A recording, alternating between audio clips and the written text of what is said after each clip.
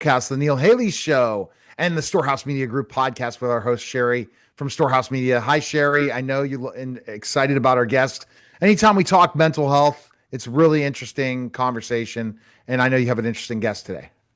I do. I have a really interesting a guest today for a really interesting conversation about things I don't know if people have ever categorized it. But first, let me introduce our guest. His name is Mr. J, and Mr. J is a certified betrayal trauma practitioner and interpersonal relationship coach.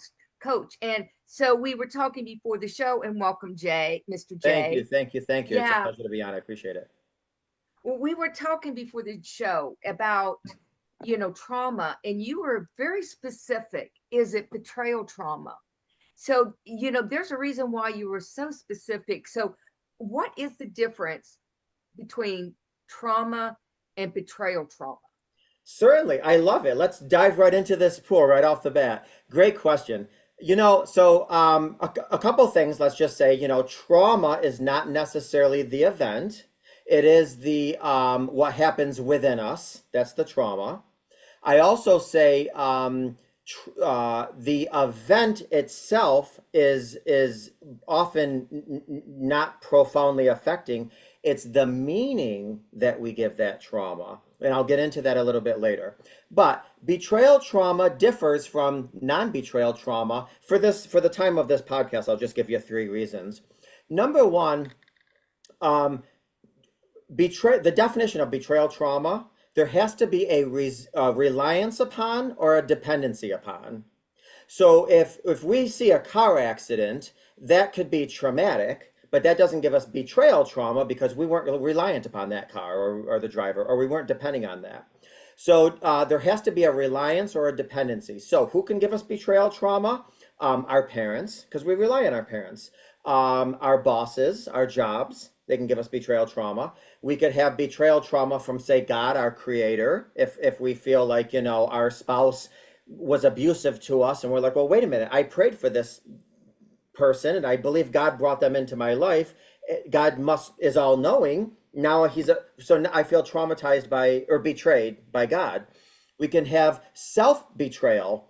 I work with many women who are like, Mr. J, I drank my shakes and I do my yoga, my meditation, and I exercise, and I was still diagnosed with breast cancer. I feel like my body betrayed me.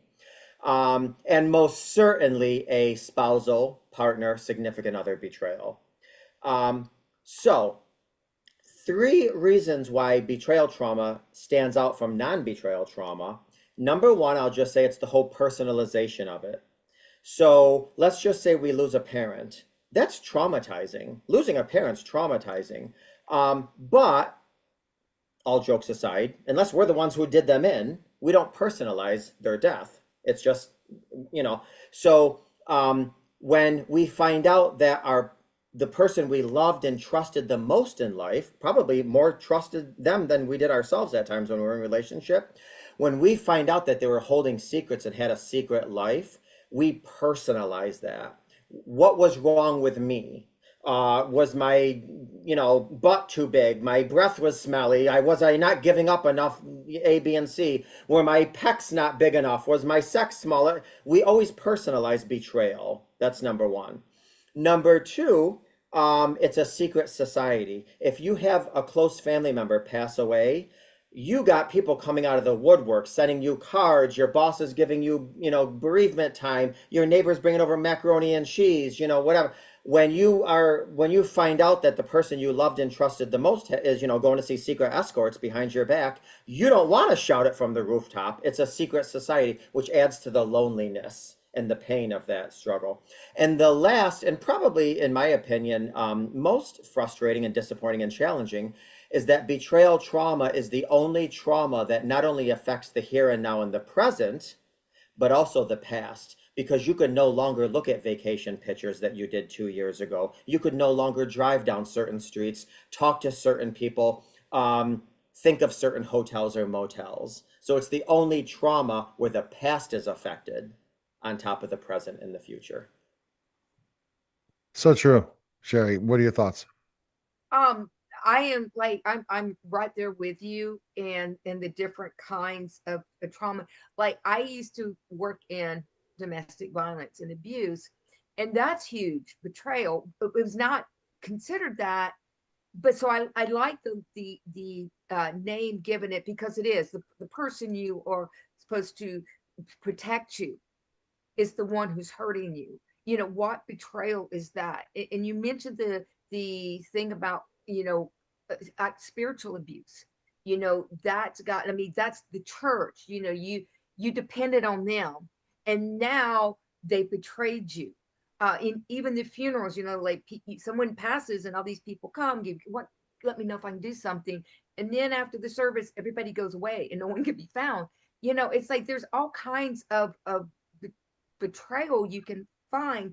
But I want to know, when somebody comes to you and says, you know I feel betrayed by God because God told me to be with this person or marry this person, what do you say to them?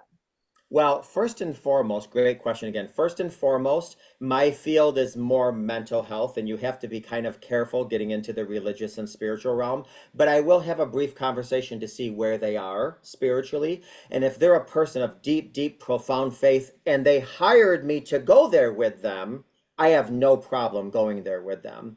One of the things that I'll say is this, now that we're on the spiritual topic, is I'll say, and this is just my belief, is, God cannot take away man's choice, women too, I'm just using mankind, because if God were to take away man's choice, then he'd also have to take away his greatest gift, which is our choice to love.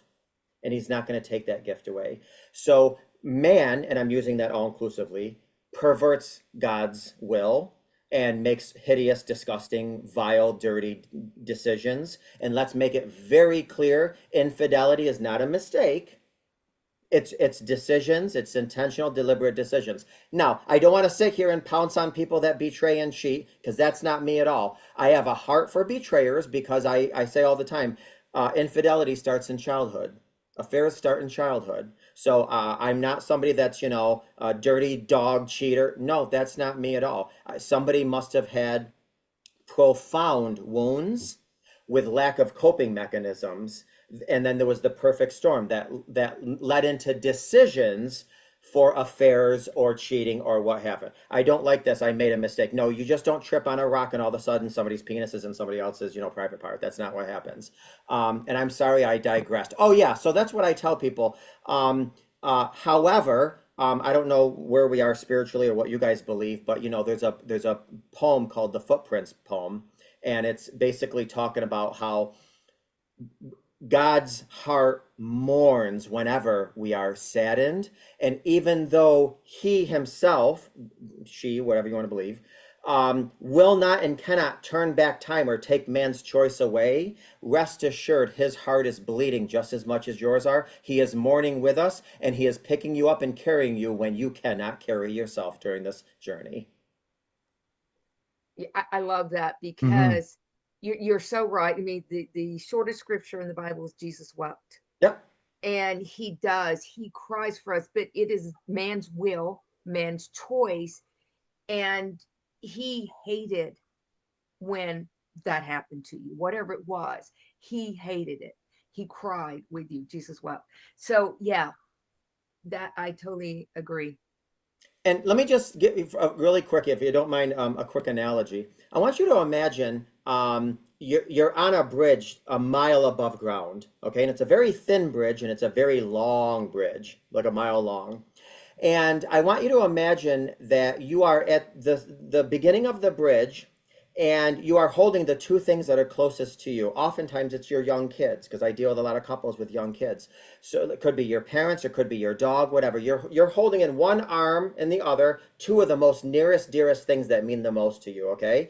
And under this bridge is volcanoes and fire. And I'm talking about volcanoes and fire to the point where the soles of your sneakers are melting. That's how hot it is. And the smoke from the fires and volcanoes are blinding your eyes. And you have to shut your eyes. But the only way to safety is to go to the other side of this bridge, okay?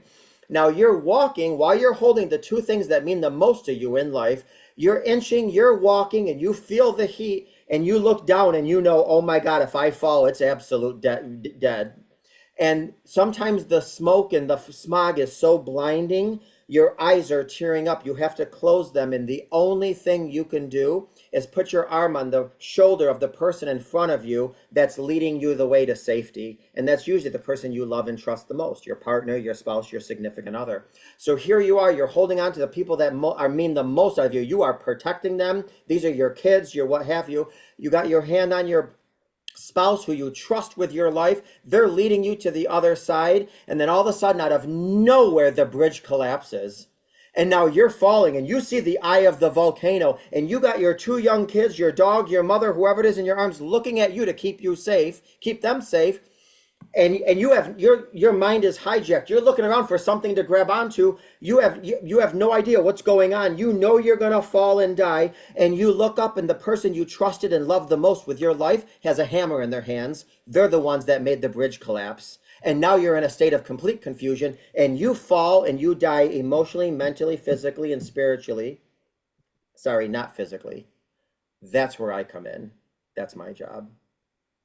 So I help people help themselves to get up, do the hard work, to integrate. I'm not a fan of healing, to integrate the betrayal, because a lot of betrayal is interwoven with grief. And I don't believe we ever get over grief. We learn to manage it. We learn to integrate it, heal a little bit from it, so it doesn't manage us. So that's kind of the betrayal trauma world. Right. And it's hard. It's really hard to look at that and say, okay, I can I got over this, when there's still lots of underlying causes happening with you that you just don't know because you're just looking at yourself, not getting someone else's perspective. 100%. Yeah, and I'll tell you something. Let me just say this. This is my own opinion, so take it with what you want. I believe that betrayal trauma, when we are experiencing it and dealing with it, which I want to make very clear, we experience stuff, because I talk to so many people and like, I'm traumatized, I'm depressed, I'm angry. No, your emotions and feelings are not your identity. You're experiencing A, B, and C. Okay, but I digress. Yes, so many times, in my opinion, again, I believe betrayal trauma, the effect is about 40% the impact of what we're dealing with now. 60% is the core insecurities that it awoken within us that weren't healed when we were younger. Because, again, a lot of trauma is believing the lies that we were told when we were younger, or believing the lies we told ourselves. And so this is why a lot of times when I'm dealing with a couple, just really quickly for this example, and then I'll be quiet, I promise, because I can talk and talk and talk. Let's just say I'm talking with a male-female couple, and let's just say the male stepped out, right? The female might say, I can't believe you did this. Was I that ugly? Well, she just told me a core insecurity. Or the next one might say, I can't believe you would betray me. Am I that unlovable? Am I that unworthy? You just told me you have a core insecurity of feeling unworthy. So if we can go and do some psychological surgery and cure, that was a bad word, and address some of those core insecurities, we have a much better handle on helping the healing process with the impact of today. I hope I didn't confuse you. No, you didn't. And you're understanding that. And Sherrie, what are your thoughts? Well, first of all, I have to tell you, Mr. J, I love your passion. Oh, thank you. And your stories, because they are so relatable. And it really tells people, like, I totally get you, because I'm going to paint the picture of really what's going on with you. But, the whole thing about the betrayal and getting them when you're little, that makes a lot of sense. When you're younger, some insecurities, for however reason or whatever reason, and however they were put in by whoever, have been instilled with you that I don't think you realize until somebody pushes your button at a later date. And I did love the analogy of the footprints, that that whole story. I mean, that was like, hey, where were you, God? There's one set of footprints. It's like, those were mine. Yeah. I was carrying you. Yeah. And it's such a super, super great story. So, you know, I'm looking at, what is betrayal blindness? That's a term. Yeah, yeah. So betrayal blindness was a term coined in, what was it, the early 90s by Jennifer Freed. And basically, betrayal blindness is a part of our nervous system, fight, flight, freeze. In my field, I have a few other F's, fawn, F it, forget, but anyways. So it's a part of our nervous system, and what it's meant to do is keep us safe. So basically what happens is when we are in a relationship with somebody, and keep in mind, there's many reasons why betrayal hurts us to the core. But one of the big reasons is because we co-create with people. I mean, think about it. You put a white rose, if you cut the stem of a white rose and put one in red food coloring, one in blue, and one in yellow, the entire petals, the rose itself is going to completely change colors because it's co-creating with someone. When we co-create with somebody, our mind, body, soul, spirit, you co-create, we become one. I mean, it's fascinating and scary when we're in relationship with people. And so betrayal blindness, what it does is it's meant to keep us safe, but it kind of bites ourselves in the butt after. Let me give you a quick analogy because I love analogies for some reason. Little Red Riding Hood, right? Let's just say, she was home for a while because of COVID lockdowns and she couldn't go see her grandmother. And so she wants to see her grandmother so bad. And all of a sudden the COVID lockdown, the restrictions were lifted. And so she starts making banana bread and oatmeal cookies and chocolate chip, this and that. And she's like, I understand there's a scary wolf in the forest, but I don't care. I got blinders on. I want to go see my grandmother. And so she goes up to the house to her grandmother and she knocks on the door and she's excited, grandma, but she doesn't hear anything. Immediately, something within her instinct, her gut feeling, says something's off, but she ignores it because she wants to see her grandmother. So she opens the door. Grandma, are you in there? Her grandmother doesn't answer. She knows intuitively something's off, but I want to see my grandmother so much. That's all I have blinders on. She even goes in the back bedroom. She's like, Grandma, why do you have beady eyes, long jaws, teeth, what? And she gets eaten because she didn't follow her. Because betrayal blindness, what it does is it keeps us safe by blinding us to the reality of something. So what happens? We're in relationship with somebody, right? And all of a sudden we see hypothetically speaking, our wife in the coffee shop when we're driving by with her boss. What does betrayal blindness do? My wife is so nice. I know her boss is going through a hard divorce. Man, she's there with him, giving him advice. I love my wife. Or I found red hair in my husband's truck and I have blonde. So what's up with that?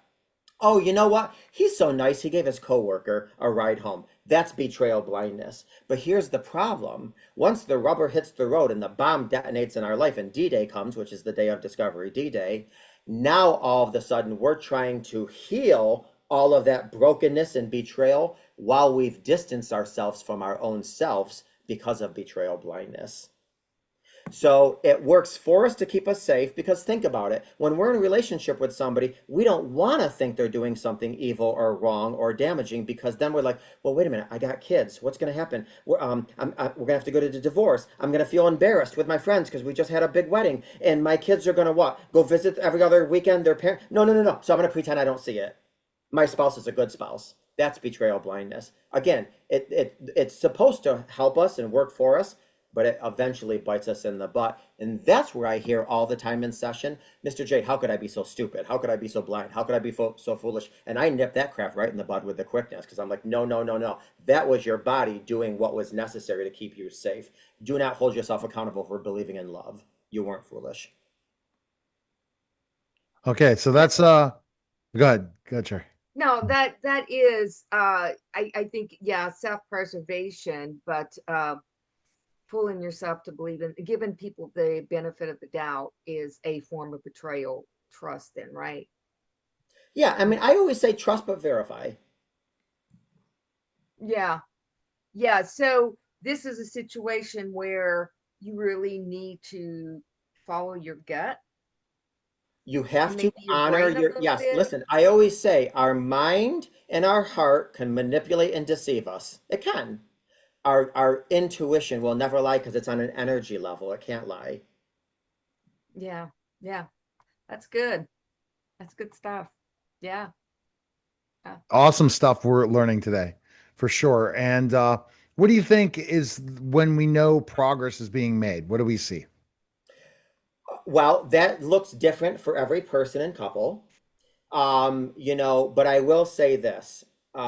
When a couple comes to me and they say, Mr. J, we've had a, for a lack of a better term, fracture in our relationship, and we want to make this work. First of all, let me just say this.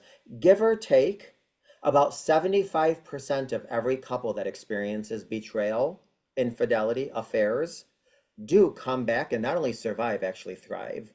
So there's a big theory out there where very few people survive infidelity. No, the reason I think that that's the belief out there is because when people cheat and break up, everybody shouts it from the rooftop.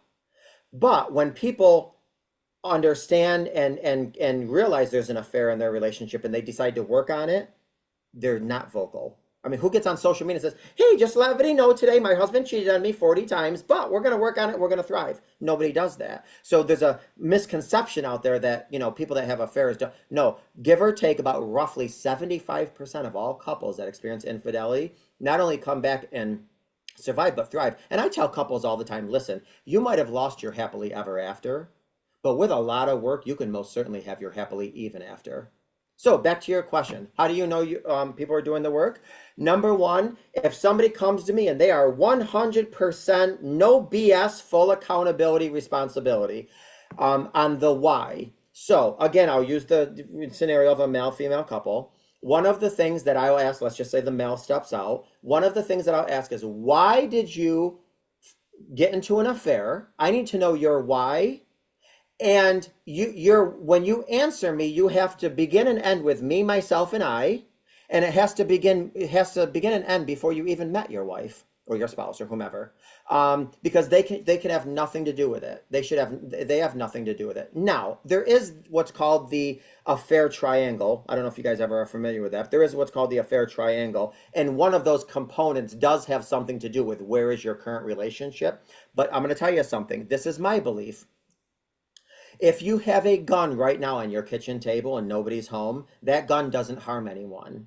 If you have a loaded gun on your kitchen table right now and nobody's home, nobody's getting hurt at all. It's only when somebody makes the intentional, deliberate decision to pick that gun up, aim, shoot, trigger, fire, that's when somebody gets hurt. So I don't care, and I'm not saying I like this, I don't care if your spouse is bopping you upside the head every other Tuesday with a frying pan.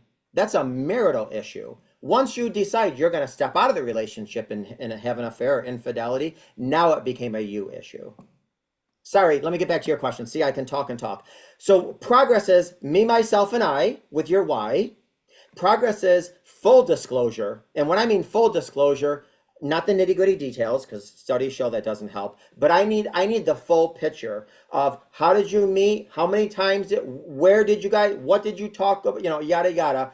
I need full honesty, full transparency, full proactivity. What are you doing to show remorse? What are you doing to show regret? What are you doing? Are you proactive with having a tracker on your phone? I tell everybody, and after this I'll be quiet, I promise. I tell everybody, listen, when we come into relationships, everybody has two gardens, right? We have a personal garden, and now in a relationship, we have a marriage garden or a relationship garden. All of us have to tend to our personal garden. What does that mean? Kind of eat healthy, pray, meditate, exercise. That's our personal garden. With the marriage garden, now we have to think of the other person. True love, according to, even if you want to go biblical, true love is putting somebody else's needs before yours. So what does that mean? You want to make sure that you're feeding the soul and the love of your marriage. That's your garden. You got to water that garden, that marriage garden. However, when somebody makes the decision to step out of their marriage and have an affair or commit adultery, Now they've introduced a third garden into their relationship, and that's the repair and rebuild garden. And you must specifically water that garden. So when somebody comes to me and says, Mr. J, I told her I was sorry for cheating and I'd never do it again. And now I bring her coffee and I rub her feet and I tell her I love her and she's beautiful. And I'm like, okay, that's all marriage stuff. You should be doing that in the marriage. How are you specifically watering the garden of repairing and rebuilding broken trust? So there's 3 gardens that must be tended to. Okay, now I'll be quiet because I've been blabbing. That's Okay. great stuff. Yeah. It just Exactly. really So we are running out of time. Where can we find information on you and stuff? Best place. Oh, Lord. So in my opinion, I have the easiest website in the world. It's mrjrelationshipcoach.com. And listen, even if nobody wants to hear my annoying voice, see my face, talk to me, whatever, just come to my website and grab my free resources, because I have a lot of free resources, from wonderful interviews like this to, all kinds of other resources. So again, mrjrelationshipcoach.com. And if anybody has any questions in any capacity, reach out to me. I'm happy to get back to them. All right. and that's J spelled out, Jay, not the Yeah, letter. mrjrelationshipcoach.com. Yeah. Okay. Okay. All right. Perfect. And go to storehouse-media-group.com for all things publishing, podcasting, and media. Appreciate it, guys. Thank you. That was a special simulcast of the Neil Haley Show in the Guild and the Storehouse